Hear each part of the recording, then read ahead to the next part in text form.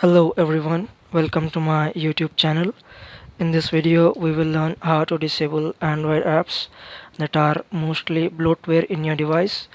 For example, here I will disable a YouTube app that is pre-installed in my device. Let me show it to you on Play Store. I have the option to either update it or use it. No such options to remove it. So in order to remove this, we need to install another app called as Activity Launcher.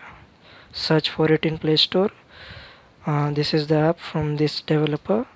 After downloading, just open this.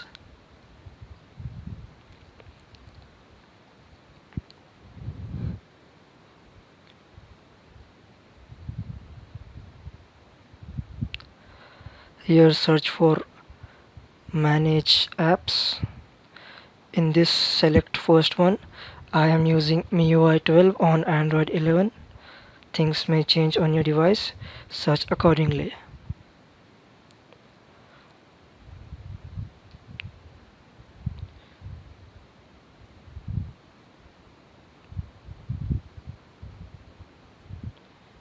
Here I will select YouTube and disable this app.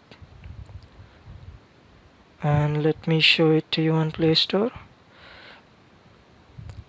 This app is now disabled. Thank you for watching. Goodbye.